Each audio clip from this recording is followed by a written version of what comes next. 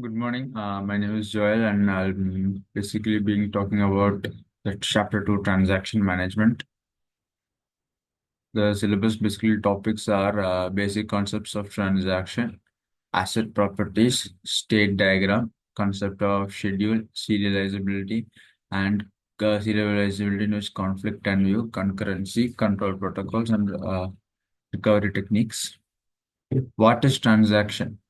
In DBMS, transactions are a set of operations that are used to perform some logical set of work. A transaction is made to change data in the database, which can be done by inserting new data, updating the existing data, or by deleting data that is no longer required. For example, if you're transferring your money from bank A to bank B, then the set of operations would be like uh, a open bank account, old bank account. Basically, it's reading your account balance. Then it is deduct the amount from your balance, write the remaining balance to your account, read your friend's account balance, add the amount to his balance, and write the new update balance to his account. In this case, we need to perform at least two updates. The first update is happening in the sender's account, then the last update is happening at the receiver's account. The operations of transaction are basically read and write operations. Read operations is used to read the value of X from the database and stores it in a buffer in memory, main memory. Write operation is used to write the value back to the database from the buffer. Next is the asset properties, as we already know. Atomicity, consistency, isolation, and durability. Atomicity basically states that the entire transaction happens or doesn't happen. Then consistency basically states that the database must be consistent before and after the transaction. Isolation states that multiple transactions occur independently without interference. Durability states that the changes of a successful transaction occurs even if the system failure occurs. Mm, by their explaining more about the atomicity, the property ensures that either all the operations of a transaction reflects in it or none. They're basically given an example in which A has a $400 and B has $700. A is transferring 100 to account B. That means that from A's 400, it will be deducted. It will become 300, and this will be B will have 800. So this is a transaction has two operations, debiting 100 from A's balance and crediting 100 to B's balance. So first we'll say that the first case occurred, but the second case failed. So in this case, if the money that was sent to B, uh, the money was deducted from A but could not reach B, that means that the money will be in the hands of A itself. It will be returned back to A itself. The process will be terminated there itself. So either the process happens or doesn't happen at all.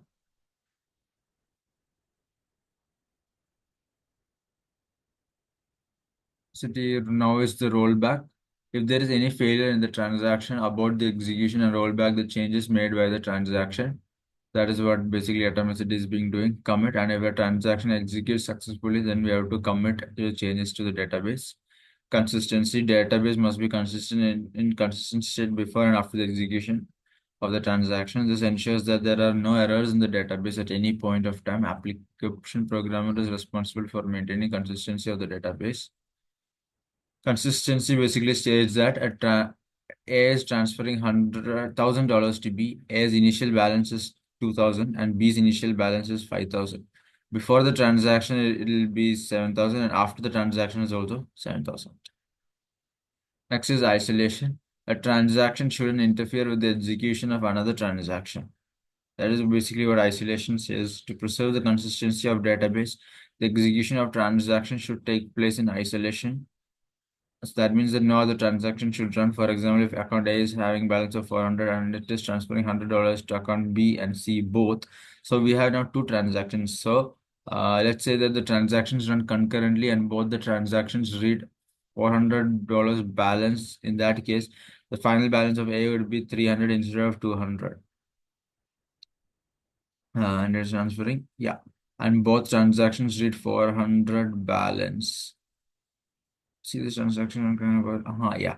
So if the transactions were to run in isolation, then the second transaction would have read the correct balance 300 once that first transaction went successfully. Next is durability. Once the transaction completes successfully, the changes it has made in the database should be permanent even if there is a system failure. The recovery management component of the database system ensures the durability of the transactions. Asset properties are the backbone of the database management system. And these properties ensure that even though there are multiple transactions reading and writing the data in the database, the data is always correct and consistent. Here is basically the state diagram. First, it gets active, read and write, partially committed. Now it has two choices. If it from partially committed, it can go to permanently committing, or it can have failed and it can roll back and abort and lead to termination, or it can go to commit and get coming back into terminated.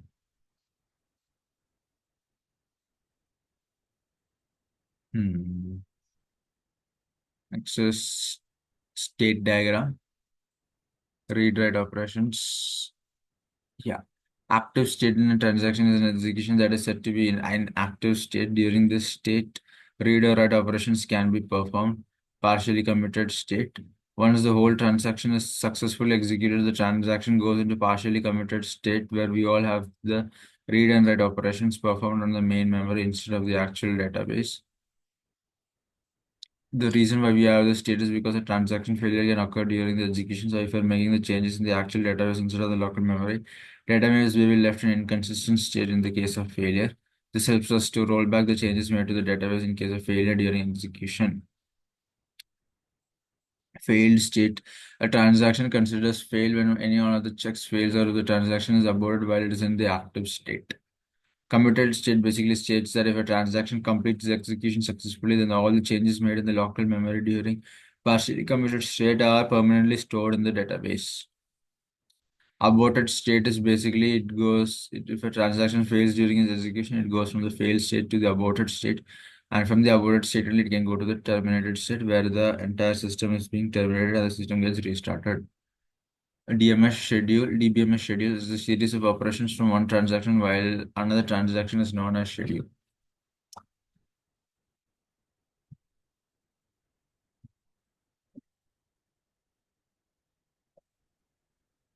It is basically used to preserve the order of the operation in each of the individual transactions. When multiple transactions are running concurrently, then there needs to be a sequence in which the operations are performed because at a time, only one operation can be performed on a database. The types of schedules in DBMS is the serial schedule. In schedule, a transaction is executed completely before starting the execution of another transaction. In other words, you can say that In other words, you can say that in serial schedule, a transaction does not start execution until the currently running transaction finished execution. Suppose a schedule has two transactions, T1 and T2. If all the instructions of T1 are executed before T2 or all the instructions of T2 are executed before T1, then S is said to be a serial schedule. Non-serial schedule, it may contain many possible orders which the system can execute the individual operations of the transactions on. The non-serial schedule is a type of schedule where the operations of multiple transactions are interleaved. Unlike the serial schedule, this process without waiting for the execution of the previous transaction to complete. This schedule may give rise to problems of concurrency. In a non-serial schedule, multiple transactions are executed simultaneously. Non-serial schedule has strict schedule. In strict schedule, if the right operation of a transaction precedes a conflicting operation of another transaction, then the commit or abort of operations of such transaction should also precede the conflicting operations of the other transactions. Basically, it states that if the right operation of a transaction precedes a conflicting operation, read or write, of another transaction, then the commit or abort operation of such transaction should also precede the conflicting operations. Let's say that we have two transactions A and B. The right operation of a transaction A precedes the read or write operation of a transaction B. Precedes means it comes above. So the commit or the abort option of a transaction should be preceded with the right of B here. The right option, 1 minute. Yeah. Here, the right operation WX of TA precedes the conflicting operation read of TB. It precedes it. So the conflicting operation has to wait for the commit operation of TA.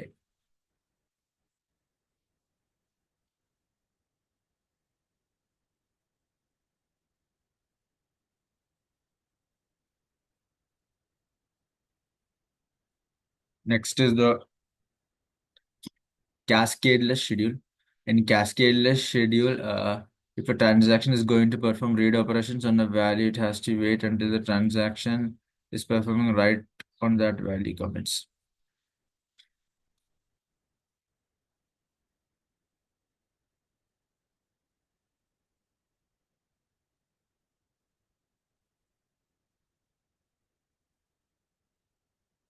Basically, like the inverse of the previous rule that we stated from the strict schedule. Basically, the opposite is happening here, in which it states that if it is going to perform a read operation, then the write operation, the other transaction has to get committed. For example, let's say we have two transactions, TA and VB. TV is going to read the value of X after W of X of TA. After W of X of TA, TB is going to read the value. Then TB has to wait for the commit operation of transaction TA before it reads the transaction. Recoverable schedule. In recoverable schedule, if a transaction is reading a value which has been updated by some other transaction, then this transaction can commit only after the committing of other transaction value, which is by updating the values. I think my time is up.